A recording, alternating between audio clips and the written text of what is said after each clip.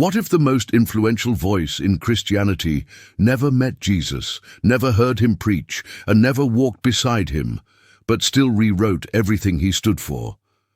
What if I told you that the man responsible for most of the New Testament, the man whose words are preached in churches every single Sunday, was never chosen by Jesus at all, but instead hijacked the message and convinced everyone he was the real authority?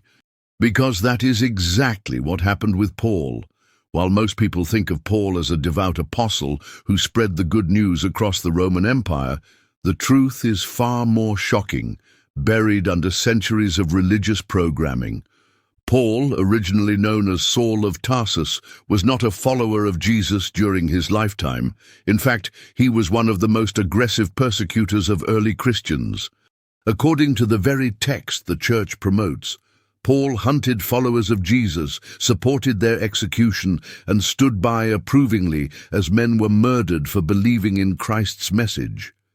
Then, seemingly overnight, he claimed he had a mystical vision of Jesus on a road alone with no witnesses, and just like that, declared himself a new apostle. Pause and think about that for a second. This man never heard Jesus speak, never broke bread with him, never listened to the Sermon on the Mount, and yet, within a few decades, his letters, not the words of Jesus, became the core of Christian theology. Let that sink in.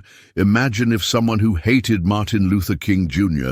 claimed years later to have had a vision of him in a dream, then rewrote everything King stood for, and the world just accepted it as truth. That is the magnitude of what happened with Paul, because while Jesus taught about compassion, non-violence, humility, and service to the poor, Paul's writings focus on submission, faith over action, guilt, sin, and obedience. Paul talks about a cosmic Christ, not the Jewish preacher from Nazareth, who challenged empire and healed the outcasts. This shift is not a coincidence. It is a takeover. The church does not want you to ask how this man went from enemy to architect of the faith so quickly. They do not want you to look too closely at his supposed conversion story on the road to Damascus. Why? Because the story makes no sense. According to Acts, Paul saw a blinding light and heard the voice of Jesus asking why he was persecuting him. But the accounts are inconsistent. In one version, Paul's companions hear the voice but see nothing. In another version, they see the light but hear nothing. The details change depending on who is writing it, and none of it is first-hand. There is no record outside of Paul's own circle that such a vision happened. No other apostle confirms it, no historian documented it, and yet this moment becomes the foundation of Paul's authority. It is not just suspect. It is strategically convenient, because with that one event, Paul could bypass all the disciples who actually walked with Jesus and claim direct access to a divine truth. He did not need Peter or James to approve him. He did not need to follow Jesus' teachings. He simply needed to say, Jesus spoke to me, and I have a new version of the gospel. And he did. But here is where it gets even more disturbing. Paul's version of the gospel was not about what Jesus did. It was about what Jesus meant. And who got to decide what Jesus meant? Paul did. Over and over again, Paul uses phrases like, my gospel, not our gospel, not the gospel of Jesus, but mine. He redefined the message from a lived radical example to an abstract cosmic philosophy. Jesus healed the sick. Paul wrote about invisible sin. Jesus uplifted the poor. Paul preached about submission to authority. Jesus died resisting empire. Paul told Christians to obey it. Is that not suspicious? And yet in most modern Bibles, Paul's voice dominates. There are 13 letters attributed to him. Some scholars believe only 7 were actually written by him, but the rest carry his name for legitimacy.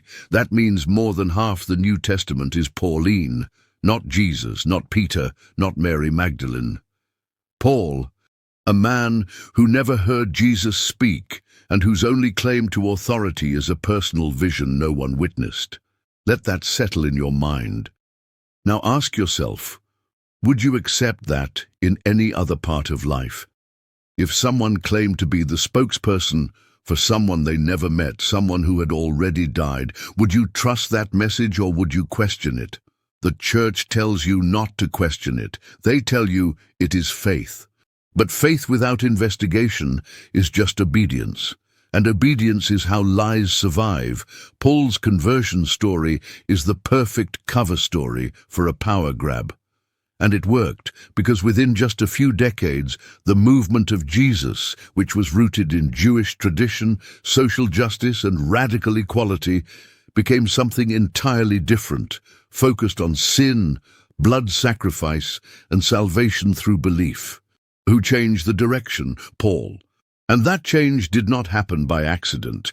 It happened because one man decided to reinterpret the life of another, and the church let him. In fact, the church promoted him because Paul's theology was easier to control, easier to systematize, easier to universalize. Jesus spoke in parables. Paul spoke in doctrines. Jesus lived among the poor. Paul wrote letters to Roman elites. Jesus resisted empire. Paul told Christians to submit to it. The contrast is glaring, and yet almost no one talks about it. Why? Because the church does not want you to know that Paul might have been the biggest rebranding in human history. That Jesus' message was buried beneath a mountain of theology he never approved. That the man credited with spreading the gospel may have rewritten it entirely. This is historical fact. And now we will uncover how Paul went head-to-head with the actual disciples and won, but not because he was right, because he was relentless, because he had a vision, and because he knew how to manipulate power. That is the man who shaped your religion, not the carpenter from Nazareth, but the former persecutor who never met him. And now we will uncover how Paul went head-to-head with the actual disciples and won. But not because he was right, because he was relentless, because he had a vision, and because he knew how to manipulate power. That is the man who shaped your religion, not the carpenter from Nazareth, but the former persecutor who never met him. If Paul was chosen by Jesus, why did the original disciples resist him? Why did Peter, James, and the rest of the men who walked, ate, and suffered beside Jesus treat Paul not as a brother but as a threat?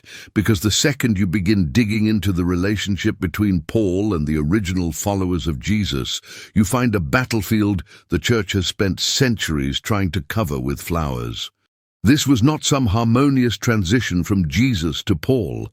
This was a power struggle, a violent theological collision between men who knew Jesus and a man who never did. And the most shocking part, Paul won. But not because he carried the spirit of Jesus. He won because he pushed harder, wrote more, traveled farther, and ultimately silenced the very voices that should have preserved the truth. The church loves to act like the early followers of Jesus were united, all preaching the same gospel. But when you open the Bible, especially the book of Acts and Paul's own letters, you see a different story. A story of open conflict, disagreement, and tension so intense it split the movement apart. Paul did not quietly join the disciples. He confronted them. He clashed with Peter, the so-called rock upon which Jesus would build his church. He disagreed with James, the brother of Jesus, who led the Jerusalem community and was widely respected among the earliest Christians. Paul came into the movement with fire, not humility. And what he brought with him was not the message of Jesus, but a radical reinterpretation that the men closest to Jesus never endorsed. One of the most overlooked events in the New Testament is the Jerusalem Council described in Acts 15. This was a critical moment when Paul brought his version of the gospel to the original disciples. He had been preaching to non-Jews across the Roman Empire, telling them they did not need to follow Jewish law. No circumcision, no kosher rules, no Sabbath. He claimed that faith alone was enough, that Jesus' death had erased the need for all traditional observance. This flew in the face of everything the disciples believed. Jesus was a Jew. He kept the law. He said he came not to abolish it, but to fulfill it.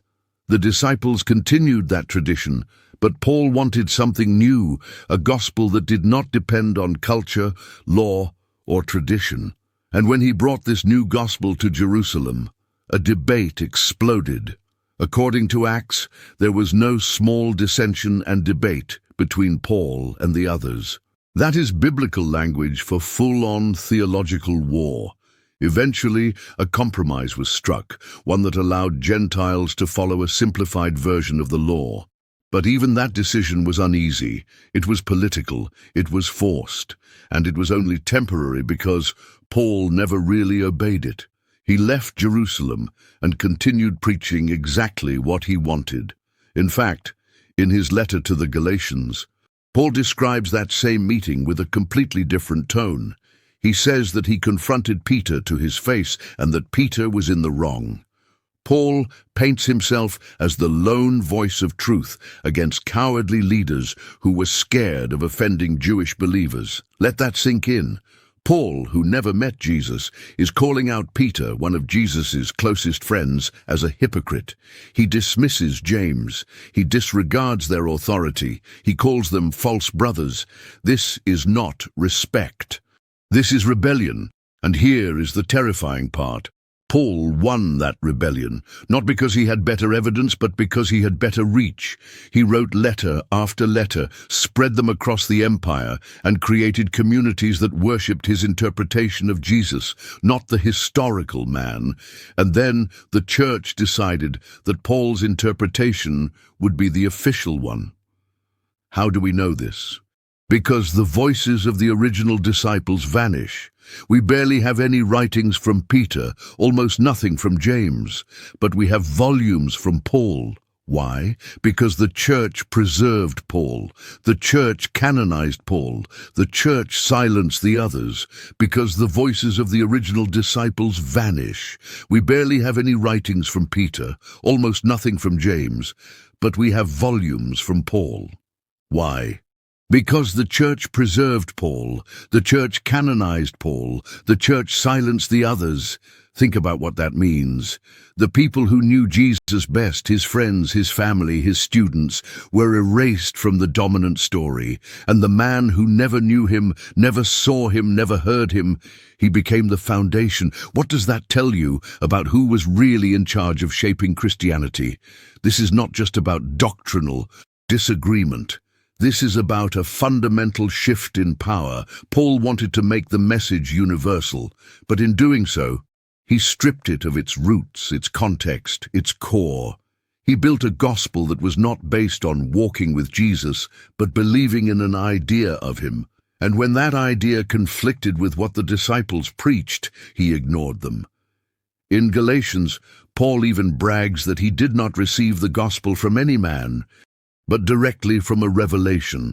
That is his entire claim to authority, not Jesus' approval, not the disciples' endorsement, a private vision. And yet somehow this man reshaped the entire faith.